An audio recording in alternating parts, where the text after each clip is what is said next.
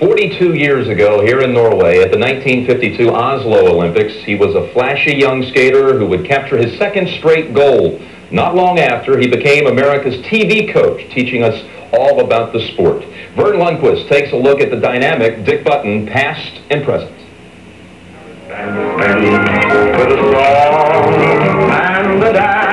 They said he skated with the same ease that Bing Crosby sang or Fred Astaire danced.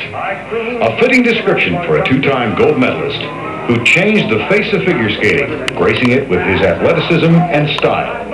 That man, Dick Button.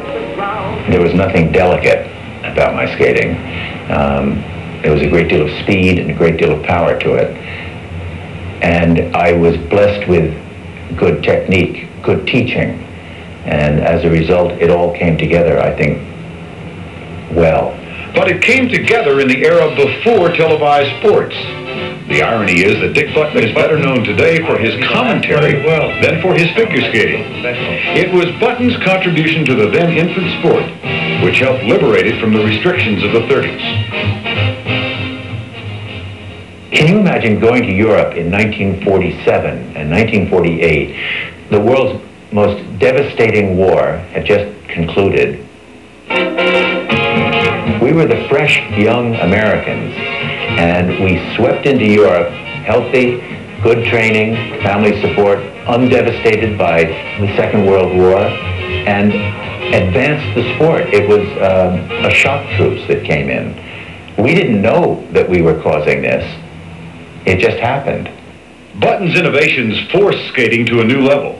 He was the first to perform the double axel in the 1948 games held outdoors in St. Moritz. There he also introduced the brilliant new move, the Button Camel, now known as the Flying Camel. Button was another American to return from Europe a hero. 4 years later in '52 in the Oslo Games, another gold medal, another innovation. He unveiled a triple loop, the first triple jump in history. We brought a very strong athleticism to the sport and emphasized height in jumps. Movement on the ice was not Button's only attempt to show his freedom of expression. He shocked the skating establishment with his keen fashion sense. Well, everybody before me had worn black. I wore a short mess jacket, and it created a furor. Everybody said I looked like a waiter. It's interesting because this year, Kurt Browning is wearing a white mess jacket in his performance of Casablanca. It's funny how the circle closes. And that is how Dick Button thinks of figure skating. Each skater is a cog in the wheel advancing the sport. Remember, every skater comes into the sport at a certain level. And then he either adds to it or not. He, she, or they add to it.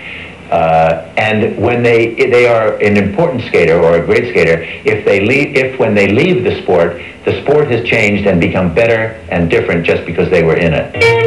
So when you watch the large triple axels of Elvis Stoiko or the perfection of Brian Boitano's triple loops, remember where they originated. The skating of Dick Button. All right, Dick Button. And you know, Andrea, coming in